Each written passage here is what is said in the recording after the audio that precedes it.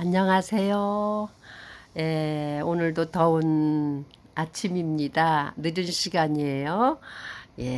다시 어제 말씀드렸던 창세기 37장 요셉의 꿈에 이어서 두 번째 대목인 요셉이 형제들에게 팔리는 애굽 사람 애굽에 내려가는 상인들한테 팔리는 그러한 광경을 같이 읽고 같이 나누기로 해요.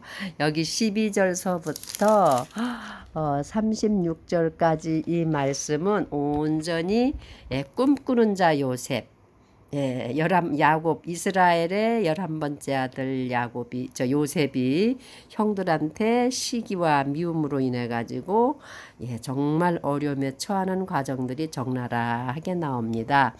요셉은 17세의 소년으로 아버지 야곱의 말을 참 잘 듣는 순종적인 사람이었던 것 같습니다. 여기 12절에 보면 그의 형들이 가서 세겜에서 자기들이 아버지 양떼를 먹일 때에 13절 이스라엘이 요셉에게 이르되 내 형들이 세겜에서 양떼를 먹이지 아니하느냐 오라 내가 너를 그들에게로 보내리라 하니 그가 그에게 이르되 내가 여기 있나이다 하거늘 14절 이스라엘이 그에게 이르되 원하노니 가서 내 형들과 양떼가 잘 있는지 보고 내게 말을 다시 전하라 하며 이처럼 그를 헤브론의 골짜기에서 보내며 그가 세겜으로 가니라. 아마 형들이 세겜 땅에서 양들을 치고 있었던 것 같아요. 그래서 아버지 이스라엘이 요셉에게 심부름을 보내니까 형들도 잘 있고 양떼들도 잘 있는지 가서 보고 와서 내게 구하라 하니까 이제 요셉이 아버지의 말씀을 듣고 세겜을 향하여 갑니다. 가는 도중에 어떤 사람을 만나요. 그래서 요셉이 물어보죠. 내가 형들을 찾아가는데 내 형들이 어디 있는지 아세요? 그랬더니 그 만난 나그네가 내가 듣기에 그들이 도단으로 가자. 그러면서 말하는 걸 내가 들었다 그래요. 그래서 요셉이 형들이 있는 도단으로 갑니다. 그 이스라엘 땅에는요, 저도 잠깐 가봤지만은 굉장히 넓은 광야 지역이에요. 그리고 들에 풀이 없어요. 이 유목민족이기 때문에 풀이 있는 곳을 따라서 계속 이동하는 민족이거든요. 아마 요셉의 형들도 그 세겜에서 양들을 먹이다가 풀이 다 되면 다시 또 다른 지역으로 양들을 몰고 다녔던 것 같아요.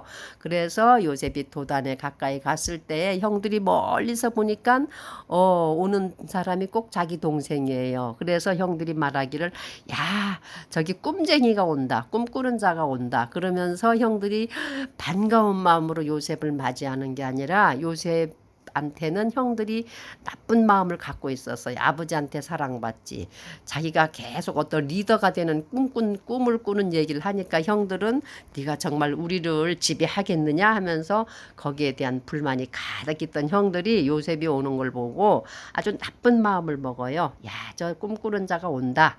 이번에 쟤를 그냥 우리 없애서 과연 네가 꾼 꿈이 어떻게 되는지 한번 봐야 되겠다 해가지고 그 나쁜 마음을 어떻게 먹냐면 요셉을 죽이기로 결의를 해요. 그래갖고 근데 그때의 맏형 루벤이 그 형제들이 말하는 걸 듣고 이거는 아닌데 그래가지고 그 앞에서 요셉을 죽이지는 말자고 못하고 야 요셉이를 죽이면 안 돼. 그냥 우리가 차라리 저 광야에 있는 깊은 우물 거기다 그냥 요셉을 그냥 빠뜨려 버리자.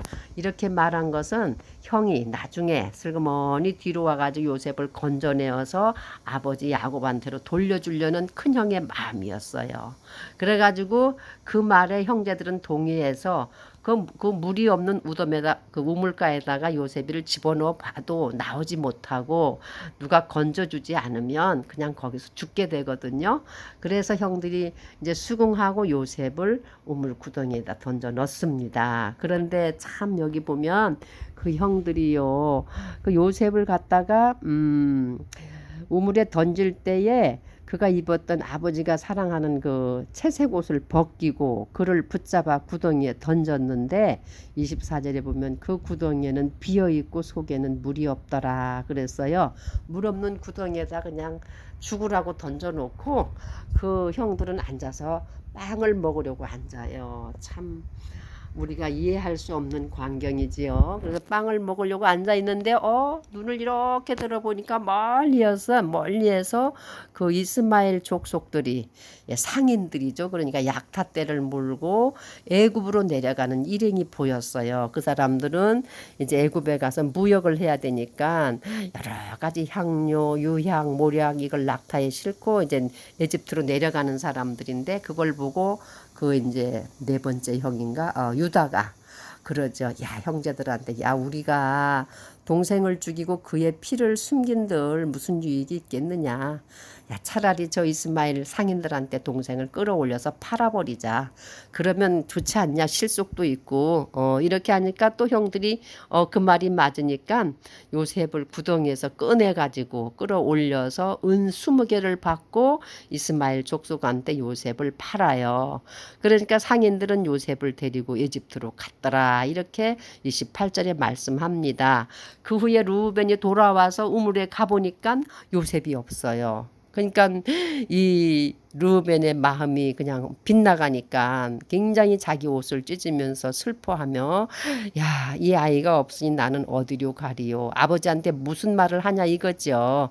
그래서 할 수 없이 이제는 요셉은 팔려갔기 때문에 아버지 이스라엘 즉 야곱에게 이 보고를 해야 되니까 어쩔 수 없이 요셉의 벗긴 그 채색 옷을 염소 새끼를 죽여서 그 옷을 피해 적셔요. 그리고 아버지한테 가서 뭐라고 하냐면 아버지 이 옷이 우리가 볼 때에 우리 동생 11번째 동생 요셉의 옷 같은데 아버지 이거 보세요. 아마도 아주 사나운 짐승한테 요셉이 물려 찢겨서 죽은 것 같습니다 하고 아버지한테 그 요셉의 옷을 보입니다. 그러니까 그 이스라엘 야곱 즉 요셉의 아버지 노년에 얻은 아들 정말 사랑했던 아들 요셉이 짐승에 영락없이 물려 찢겨 죽은 그 옷의 흔적을 보고 아버지가 무척 슬퍼서 애통해합니다. 통곡하지요. 내가 이제 어디 가서 위로를 받겠느냐. 내가 무덤에 내려가서 내 아들한테 가겠다. 우리 말로 말하면 나도 같이 죽겠다. 이러면서 아버지가 그를 위해서 많이 울었다 그랬어요. 그때의 아들 형제들과 딸들이 와서 아버지를 위로했지만 아버지에게는 전혀 위로가 되지 않았습니다.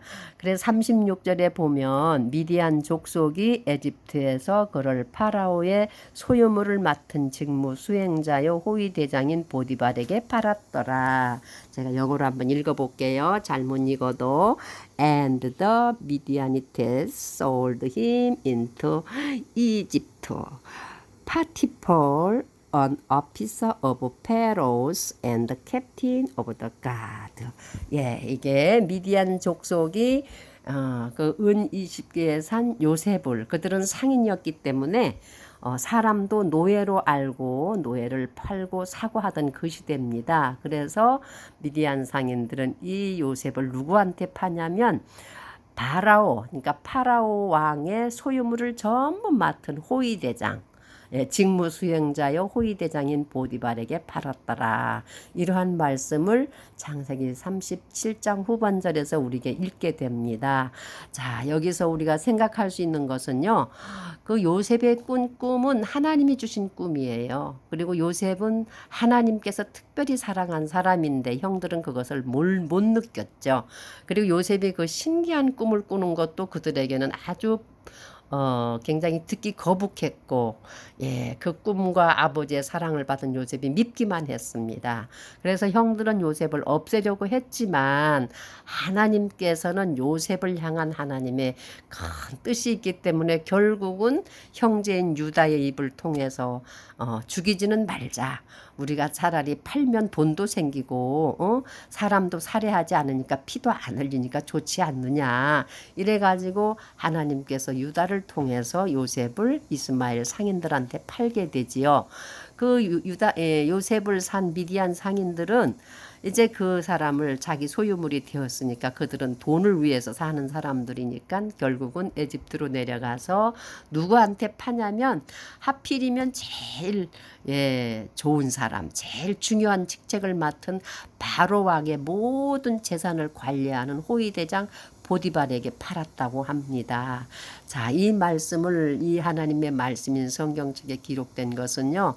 이제 요셉이 애굽에 팔려갔지만 하나님께서 요셉을 통하여 어떠한 일을 이루어 가는가를 또 우리에게 가르쳐 주는 장면들이 39장 계속 50장까지 이제 나오게 되거든요. 저희들은 잘 몰라요. 세상을 살면서 우리 앞에 어떤 일이 벌어질지 아무도 모릅니다. 그러나 우리가 어떤 일을 만나든지 성경 말씀에 이런 말씀이 있는 것으로 합니다. 모든 것이 합력하여 선을 이룬다 그랬어요. 이와 같이 오늘 창세기 37장 후반절에도 보면 아주 위기에 빠진 요셉, 꿈꾸는 자요 아버지의 사랑을 받았던 요셉이 정말 죽을 수밖에 없는 상황, 그 물 없는 구덩이에 빠졌지만 형 유다가 그를 이제 끌어내게 하고 다시 은 20개의 이스마엘의 족속이 미디안의 상인들한테 그를 팔게 됩니다. 미디안 상인들은 다시 그를 바로 애굽에 내려가서 애굽의 왕의 시호위 대장 보디발에게 팔게 됩니다. 이제 요셉이라는 이 어린 17세 가량의 소년이 형들의 미움과 시기로 인해서 어려움을 겪고 애굽에 팔려가지만 이제 애굽에 팔려간 요셉을 통해서 하나님께서 또 어떤 역사를 전개하는지는 이제 성경 말씀 속에 아주 재미있게 아주 정말 하나님의 은혜가 어떻게 임하는지 우리가 볼 수 있어요.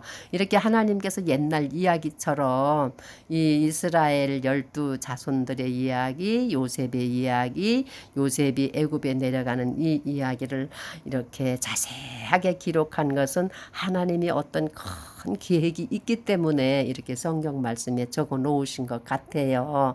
사랑하는 여러분, 이제 38장에는 이제 엉뚱하게 유다에 대해서 나오게 되거든요. 그러니까 오늘 이 말씀을 통해서 우리에게 어떠한 어려움이 있고 어떠한 시련이 와도 하나님께서는 그 어려움과 시련 뒤에는 반드시 좋은 일을 계획하고 인도하신다는 것. 이 요셉을 통해서 우리가 다시 한번 배우게 됩니다. 사망의 음침한 골짜기를 다닐지라도 우리가 해받음을 두려워하지 아니함은 주께서 나와 함께 하심이라 하는 그런 시편의 말씀도 있거든요.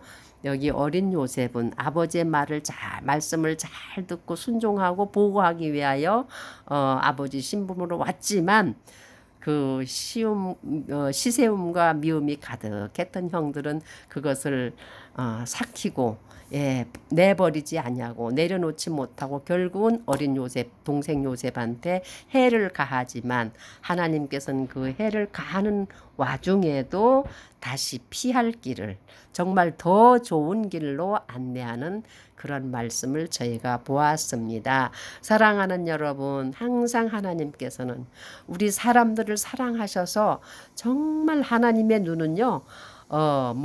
요한계시록에 보면 7개의 영이라 그랬거든요. 안팎으로 그냥 사방에 눈이 있다 그랬어요. 그 하나님께서 우리들을 살피시고 보호하시고 도와주시고 계시니까 어떠한 상황에서도 용기 잃지 마시고 낙심하지 마시고 하나님 앞에 감사하는 마음으로 의지하시면 항상 주님께서 우리를 도우실 줄 믿습니다. 모두 힘내세요. 사랑합니다. 아멘.